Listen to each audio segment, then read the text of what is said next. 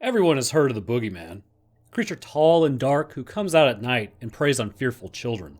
The story is a classic tale, one that every kid and their neighbor used to scare each other during the sleepovers. People have come up with several different versions of the story, like how the Boogeyman only comes out during the full moon, or how it can transform itself into your greatest fears, or how it lives under your bed and waits for the right moment.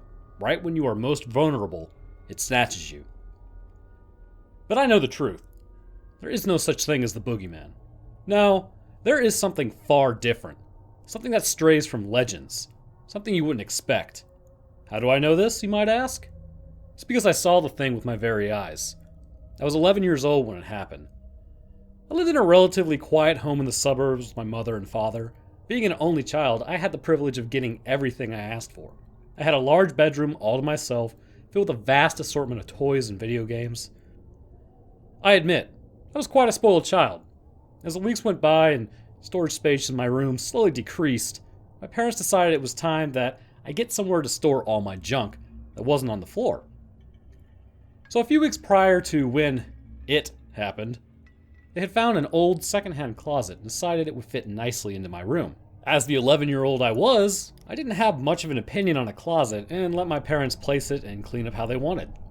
Several days passed without anything abnormal happening. I saw my friends from time to time and otherwise just occupied myself playing games. Days turned into weeks, and soon enough, the closet was cluttered with my crap. Dust and cobwebs collected at the top, bite marks framed the door, and part of the corner had been chipped off due to my friends being a little too careless when roughhousing. If the secondhand closet looked old before, it aged quite rapidly after spending a few weeks in my bedroom. Thinking back, there was always something about that closet that I always felt a little off. It was like I got a bad feeling, shivers, every time I got close to it. But as the kid I was, I took little to no notice of this and just brushed it off as nothing. The night it happened, I had been playing with my favorite stuffies, making them play fight each other, and my playtime was interrupted by my mother entering my room and telling me it was time for bed. I reluctantly put away my stuffies back into the closet and then crawled into bed.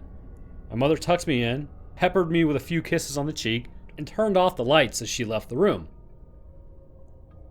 I knew I should have gone to sleep, but at that time, I just couldn't. I tried, I really did. But I had too much pent-up energy. I wanted to keep playing with my stuffies, not sleep.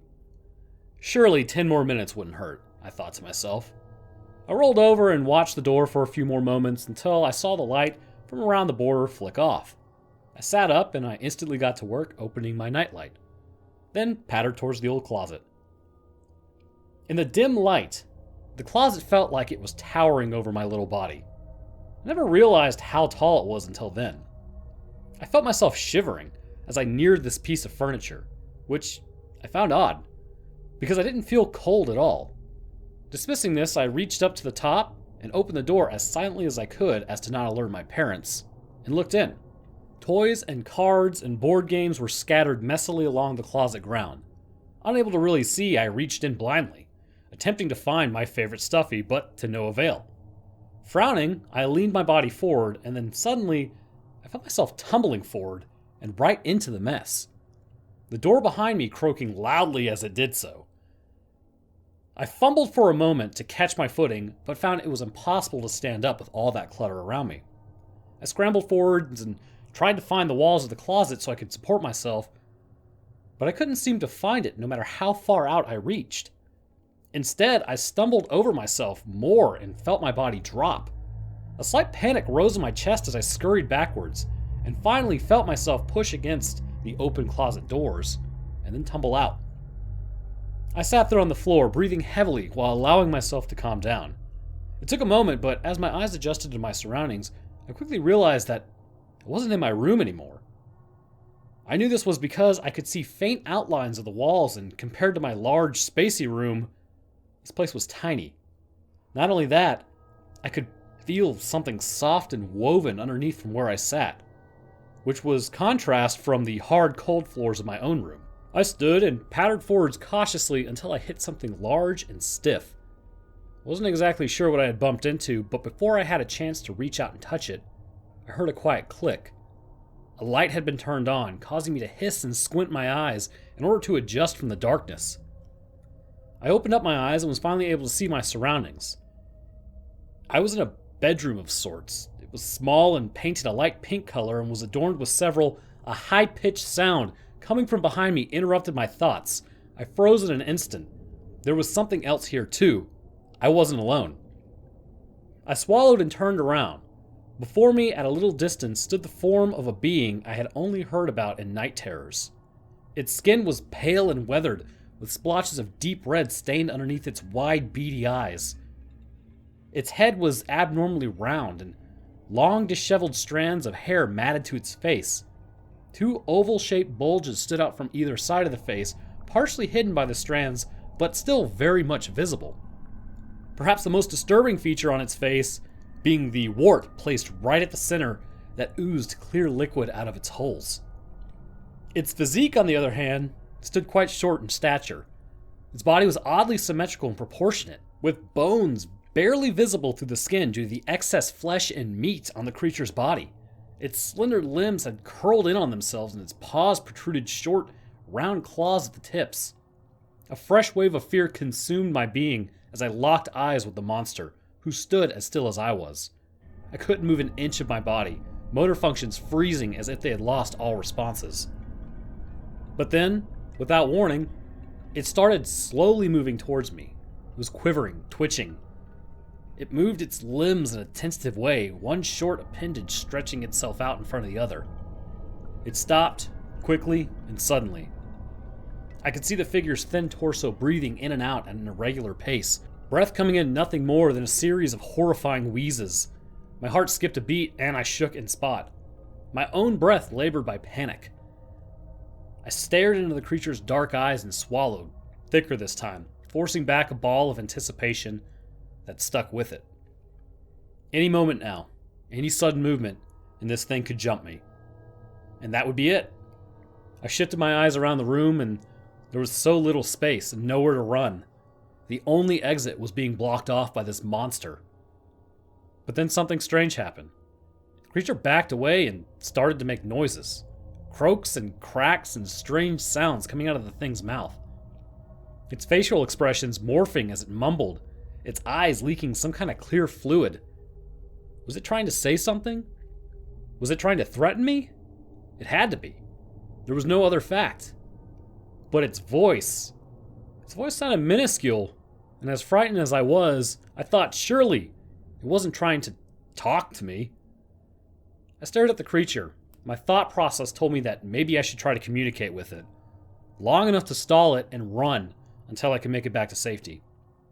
And so, I allowed a simple, cautious word to escape my lips and interject the creature's incoherent sounds. Hello? And then there was silence. The creature stiffened at my words, eyes wide becoming impossibly wider, and a pink mouth dropping down into what I recognized as an expression of shock. I thought for a moment that maybe it understood me, until an ear-piercing wail erupted from the monster. The creature threw its head back and shrieked a terrible sound that I had never heard in my entire life, being nothing short of purely animalistic. In my frozen state, I could see a light begin to illuminate the small crack under the door and a series of heavy banging sounds that became closer and closer to the room, getting louder as they did so. And that's when I realized what was happening. It was calling its sisters. Realization dawned fast as panic rose in my chest. The only thoughts going through my head at that moment were, what if I didn't get out now? Surely I was going to die. I was going to die without my family ever knowing where I went or what had happened to me. The banging noises got closer, and I could begin to hear the sound of other creatures getting closer. Their voices were deeper and less shrill than the thing that sat in front of me, but it caused shivers in my bones anyways. I had to get out. But how? I looked behind the creature, and sure enough, an exact replica of the closet stood up against the pink walls. Adrenaline shot through me, and I suddenly regained control of my legs and made a dash for it, clumsily avoiding the creature as I bolted past it and straight to the familiarity of the wooden closet. I latched onto the handle and tore open the door with the might I didn't know I contained. I hauled myself through the door and went to slam it shut before stopping myself last second, realizing quickly the sound would only alert the monsters to my location. I curled up and stayed as still as possible, as quiet as possible. Through the thin crack in the door, I could only see the back of the monster, not its face. The banging noise coming from its sisters ceased, but I could now clearly hear the voices, and I knew that they must have arrived, standing somewhere that I could not see them. Muffled sounds and thuds were all I heard for a couple of moments before a new figure came into my field of vision, and I felt paralyzed by a new wave of fear that overtook me. The thing was massive.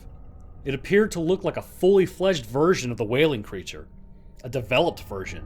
It crouched down to hold the smaller creature, and what seemed like hoarse soothing sounds came out of its mouth. And it appeared to work, because the little creature slowly calmed down from its hysteria. Another even deeper voice came from behind the door, where I could not see, and the little creature responded to it. Unintelligible sounds came out of its mouth, and to my horror, it stretched out its limbs to point right in my direction, right where I was hiding.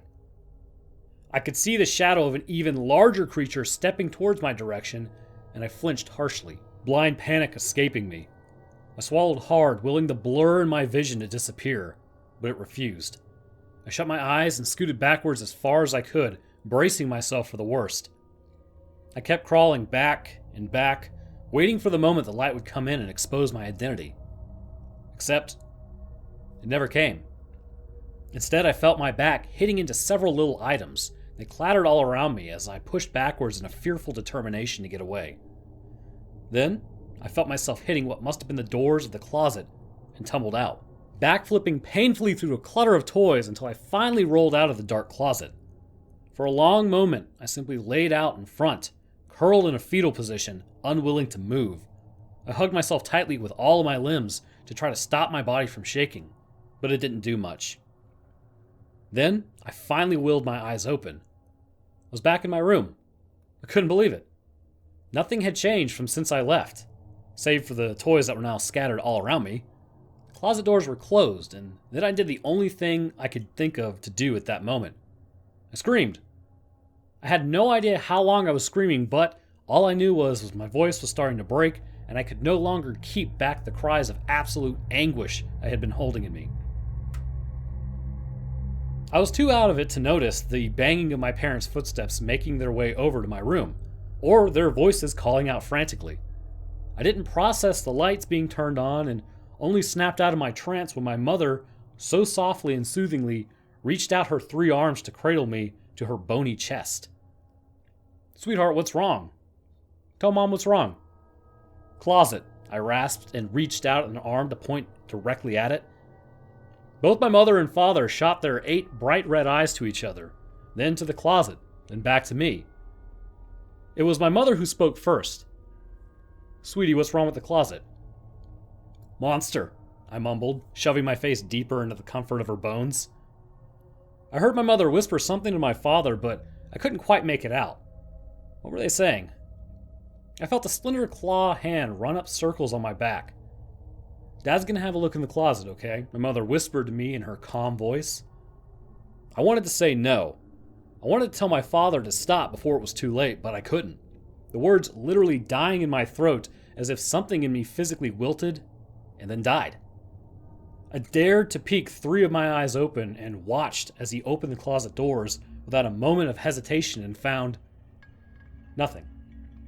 There was nothing in there except a messy pile of toys and a wooden wall behind it. My father smiled, exposing his sharp fangs in a reassuring way. "See, kiddo? Nothing to be worried about." But it was there. There was 3 of them, with 2 arms and legs.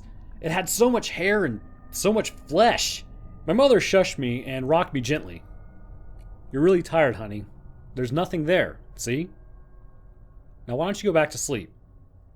Oh, here. Why don't you take Mr. Fluffles with you?" Mr. Fluffles. My favorite stuffy. He had been sprawled out on the ground right beside me. Its one eye and cute toothless smile bored straight into me. My father bent over and took Mr. Fluffles into his bristly arms and guided me out of my mother's arms and heft me up into his own. He shuffled over to my bedside and placed me on my bed, tucking me in along with Mr. Fluffles, and then placed a kiss on my forehead, A wave of exhaustion overcame me, and I couldn't help but stifle a yawn. I heard my mother chuckle lightly as she stood beside my father at the edge of the bed. "Are you gonna be okay to sleep now, sweetie?" Despite the shock I felt all over my body, I nodded my head slowly. I was just too tired. I didn't want to play anymore, I just wanted to sleep. Sleep and pretend that this never happened. The last thing I heard before I lost consciousness was my father's voice whispering, "Remember, kiddo, there's no such thing as the boogeyman." And that was something I was sure of. Alright, well, I hope you guys enjoyed the story. I'm going to be slowing this one down a lot to try to assist in that. Also, just so you guys know, my voice is deeper IRL. I do a treble boost on it to make things sound clearer. So I'm going to try something different this time around. So let me know what you thought. I'm going to have to name something in my life Mr. Fluffles because that's just boss. Anyways, thanks guys for watching. Like if you thought it was good. Let me know your criticisms down in the comments because I do read those and I do try to, kind of mitigate some issues and fix some things. So yeah, appreciate you guys watching and I'll see y'all in the next one.